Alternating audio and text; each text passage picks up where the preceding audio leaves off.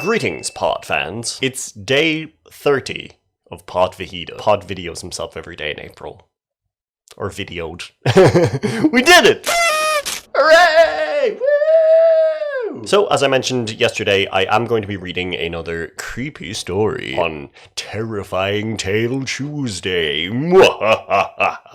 Yeah, might as well keep it up. And then after that, I will be having an old chat, because, you know, we are on the last day, so I might as well say a few words. Give an old speech, you know, try not to cry. So I will try and put a timestamp in the description box to when the story ends, just in case you don't want that and you just want to hear me talking and congratulating myself and saying thank you. Spoilers. Alright, well, let's go ahead with the reading. Today I'm going to be reading The Charlatan from creepypasta.com once again. I don't know why I keep calling it creepypasta.com. It sounds like it's a sponsor. Definitely not. No one will ever sponsor me. So this was published on July 25th, 2013, and it was written by blank. Estimated reading time is 5 minutes. Let's go. I didn't ask for this, you know. I mean, sure, I was curious about what it would mean to be enlightened. But meditation was never a means to an end. It was the end itself. Plus, I always thought you had to be in a state of complete detachment in order for this shit to actually work. Turns out, all you have to do is practice the technique for a few years, and before you know it, your mind is flooded with the cacophony of tripe that the average human mind transmits. Oh, and you can't turn it off either. So right now it sounds like a swarm of bees in my head, with bits and pieces of discernible language. I now understand why the great gurus lived in caves in the Himalayas. That's why I charge. I need land. I need land and a house in a very remote part of the world so that I can escape long enough to figure out how to block out the voices or how to shut this off completely. And I've tried medication. No thanks. The only thing that came close to working left me a drooling zombie. At least, that's what the doctors told me after I came to. They said things like, marked decrease in kinetic activity, and demonstrates paraconscious behavior, to which I responded, get that shit away from me, because the meds affected Wernicke's area. It came out more like, I want to be consciously aware of the life that I'm living. If I wanted to just check out, I'd do it the right way, all nice and permanent like. Ha! You think I belong back in that mental hospital? I can read your thoughts, remember? What? You want some other kind of demonstration? Fine. Take my last client. He was a lot like most of my clients. Older, wealthy, a wife, and 3 grown kids, and completely clueless as to why he was so unhappy. So, I helped him see why. I clarified things for him, and for my gift, he paid me a nice sum. Which, to the dismay of that now not-so-wealthy family of his. Now, regardless of what you think, this is all above the boards. Technically, I'm a life coach. I just charge a little more than most. Oh, and this guy had a really bad stutter. I removed that at no extra charge. Don't believe me? Go look at that guy. He's as happy as he's ever been, and stutter-free. No thanks to that ungrateful family he's got. I talked to him once a week until the restraining order arrived in the mail. It was his family. They're now suing me. Well, my lawyer advised me that I can't discuss it until the case is resolved. But trust me, it's not like I'm independently wealthy. In cases like these, they freeze assets, right? Look, you can go wherever you want. Just march into that facility, and they'll let you see him during visiting hours. He's happier and healthier than he's ever been. And now, he sees the truth. He's finally happy without money. His family is another story.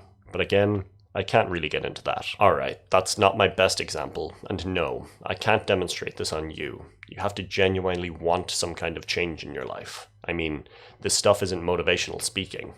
Well, some of it's motivational speaking, but there's some genuine hocus-pocus that's involved. These aren't parlor tricks or sleight of hand. I mean, if you're not truly prepared, this stuff can ruin your life. It's damn near doing that to mine. If I wasn't able to actually help people from time to time, I'd have gone crazy by now. Still not convinced? Alright, let me see. There's the hedge fund manager that quit his job and started a foundation to teach high finance to kids in Africa. There's the publishing executive that went into stand-up comedy.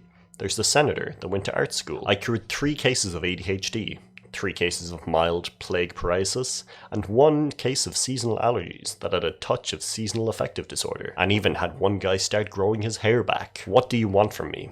I've only been doing this for only a few months now. And yes, I primarily deal with people that you might consider to be of privilege.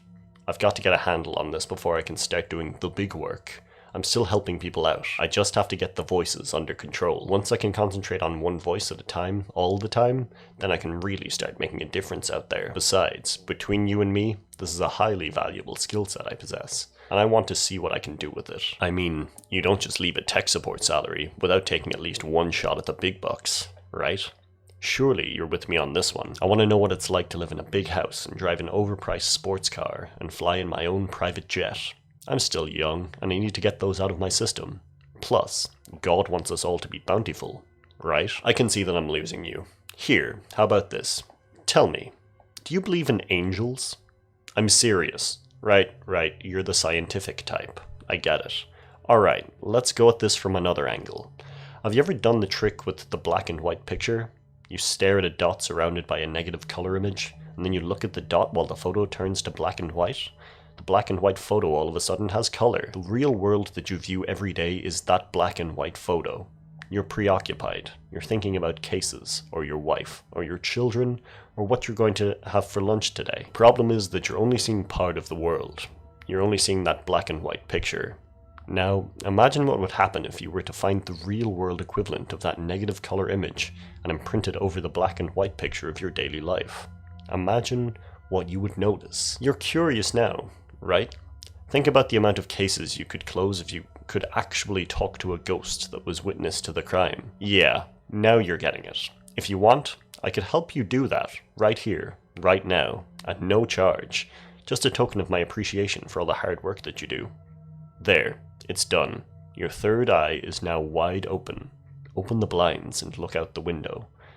The one that's walking across the lawn right now used to mow the grass here. Nat?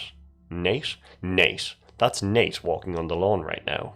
Cool, huh? You know, there's one thing that I forgot to mention. Once you notice them, they notice you. There are some nasty things out there whose attention you really don't want. There's a particularly nasty one in the corner behind you. Don't turn around. Don't look at it. Seriously, if you look at it, that's it. It'll know that you can see it, and I have no idea what it'll do after that. It'll probably go after you, then Charlotte, then little Jenny and William. Jesus, what have you people been doing in this room? How many people have died in here exactly? Now, there's no need to get upset or angry. Calling me names isn't going to help you out. And no, I have no idea how to close your third eye. I haven't gotten that far yet.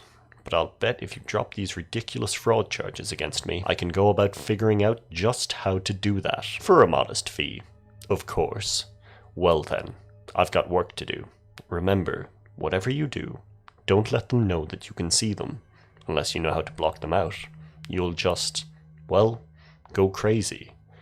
And that can simply ruin your life. Well, that was different. I don't know. It was just like, a monologue. I think it was fun. I feel like they were going for a lot more than what they ended up with. Like, I don't know. There was just too much happening. They were trying to explain too many things and just allude to stuff. I did get slight little bits of goosebumps there at the end when we got to the don't look in the corner part, which was kind of fun. But yeah, that was The Charlatan. I'll put the link to it in the description box as well, just in case you want to read it for yourself and make sure that I read it correctly. But yes, we are now at the end of the month. That's it. 30 days in a row. No stops on this train. Hoo-hoo. And first of all, I'm proud of myself for making it all the way through. Last year we didn't. The year before we did, and I don't think we did the year before that as well. So it's been an on and off thing for a while, but I'm glad that we did manage to make it. It was made a lot easier by the fact that I can't go outside, but I think it is still something to celebrate because, made it through all that time. Whoopee. And really, this has helped me a lot. This whole quarantine, staying inside, don't go outside kind of thing, it's not easy for anyone. But having something to do every single day made it that much easier. I think the fact that it is April really, really helped a lot. because I was just able to do this. I didn't have to explain myself or anything, so that was fun. And I really do hope that this helped people with spending time, wasting time, whatever.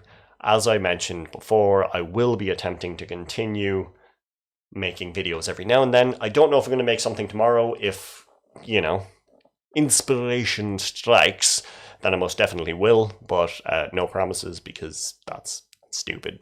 I can't promise, because maybe I just don't. But yes, I do enjoy like ranting and stuff. So if there is something in the news that I might have missed, or something that you've noticed when you are outside being safe and people are just doing dumb stuff, let me know, and maybe I'll just react to those, because I've got at least one thing that I'm kind of pissed off about.